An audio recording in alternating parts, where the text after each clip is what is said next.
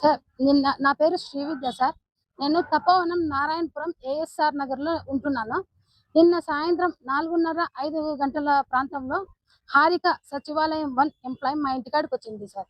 ఏమిటంటే voter SIR దానికోసమే వచ్చారు సార్. 2002 నుంచి అది అప్లై చేయాలి అంటే నేను 2002లో ఇక్కడ లేను కదా అమ్మ, ఎలా అప్లై చేయాలా అని అడిగాను సార్. అడిగితే ఆ అమ్మాయిని నీ ఇష్టం వచ్చినట్లు అప్లై చేసుకొని తీసుకొచ్చి సచివాలయంలో పారే అని చెప్పింది సార్. ఇది జరిగింది. నేను ఆ మాట అడిగింటే నువ్వు ఎట్లంటే అట్లా మాట్లాడతావు, నీ వీడియోలు తీసుకుంటాను అని చెప్పింది సార్.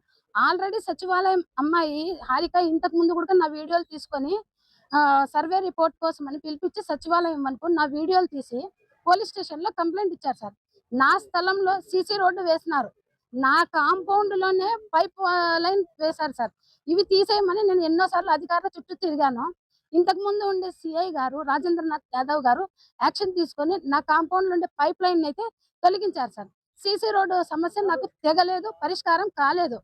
కాకపోతే నిన్న అమ్మాయి వచ్చి నేను కొట్టినాను అని చెప్పి నా మీద అందరికి ఫోన్లు చేసి పిలిపించి మొత్తం నారాయణపురం ఏరియాలో ఉండే వాళ్ళను, సచివాలయం ఎంప్లాయీస్ ను, విఆర్ఓ వెంకటరామరెడ్డి సార్ కూడా వచ్చారు సార్. నువ్వు కొట్టినావని అంటున్నారు సార్. నేను కొట్టినట్టు ఎవిడెన్స్ చూపించండి అని అడుగుతున్నాను.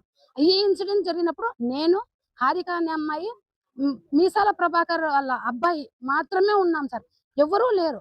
నేను కొట్టినా అంటున్నారు కదా, ఎక్కడ కొట్టినానో నాకు ఎవిడెన్స్ చూపించమనండి సార్. నేను అసలు ఆ అమ్మాయిని టచ్ చేయలేదు. నేను ఎక్కడన్నా ఉన్నా గట్టిగా మాట్లాడి నా సమస్య పరిష్కారం కోసం అధికారుల చుట్టూ తిరిగినాను, పోలీస్ స్టేషన్ల చుట్టూ తిరిగినాను. కానీ నేను ఎక్కడ ఇన్నేళ్లలో 15 ఏళ్ల నుంచి నేను నారాయణపురం పంచాయతీలో ఉంటున్నాను సార్. నేను ఎక్కడ మ్యాన్ హ్యాండ్లింగ్ జరిగింది లేదు, నేను చేసుకున్నదే లేదు. ఇదే జరిగింది సార్.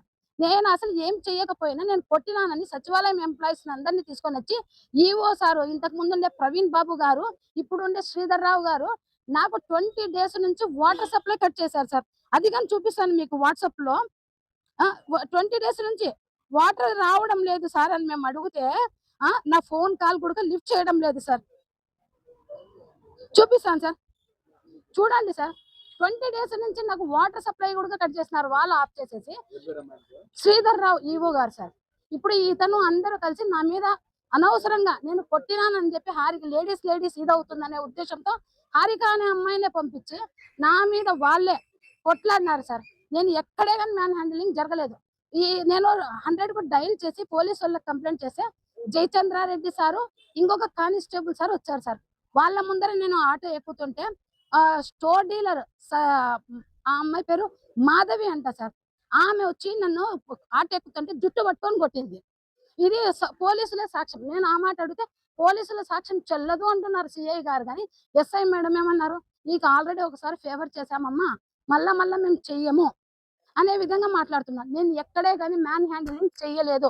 ఒక పెద్దారెడ్డి అన్నతో నేను ఫోటో దిగి స్టేటస్ పెట్టుకున్న కారణంగా నువ్వు వైఎస్ఆర్సీపీ అనే ఉద్దేశంతో నన్ను పర్టికులర్ గా ఇచ్చేస్తున్నారు సార్.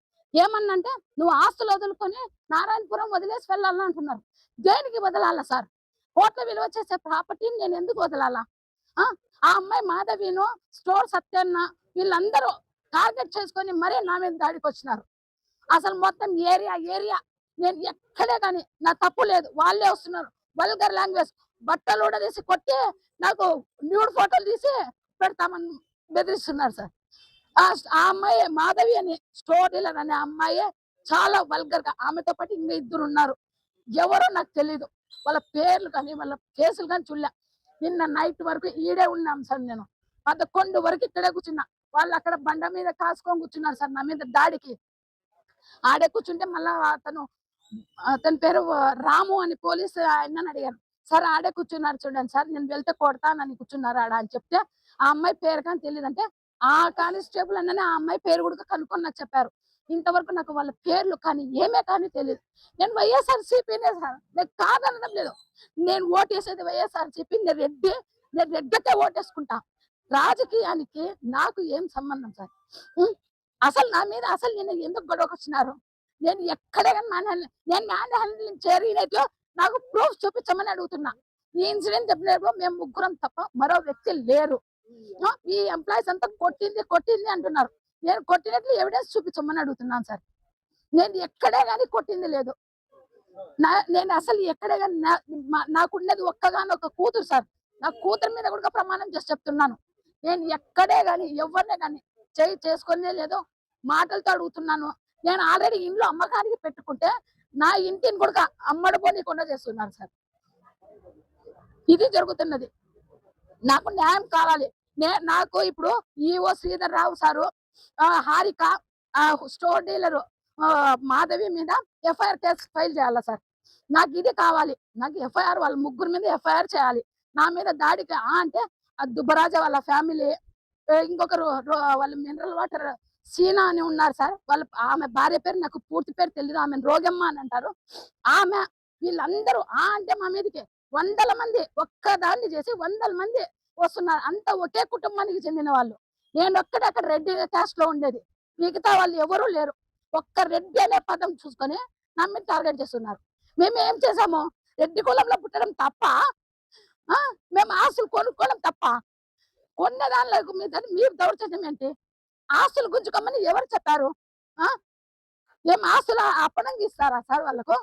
అంటే ఏరియా ఇడిపిస్తామంటున్నారు. ఎందుకు ఇడిపిస్తారు? మేము ఏం తప్పు చేశాము? ఇప్పుడు కేసు కట్టమని నిన్ను ఎంతసేపు భంగపోయినాను సార్.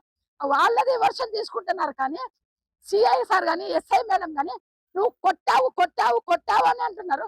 నేను ఎక్కడ కొట్టాను? నాకు ఎవిడెన్స్ చూపించండి. నేను కొట్టినట్లు ఎవిడెన్స్ అడుగుతున్నా. నేను ఎక్కడే కానీ మ్యాన్ హ్యాండిలింగ్ చేయలేదు అంటే నేను వైఎస్ఆర్సీపీ. ఇది జరుగుతున్నది. లాస్ట్కు నన్ను చంపుతామంటున్నారు సార్.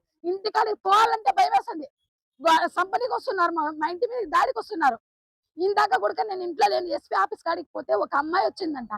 నా నంబర్ అడిగి తీసుకొని వాళ్ళ మీద ఓటీపీలు వస్తాయని చెప్పి నేను లేనన్నా కూడా మా రెంటర్స్ ప్రెజర్ చేసి ఇప్పించుకున్నారు. ప్రెజర్ చేసుకొని ఇప్పించుకున్నారన్న.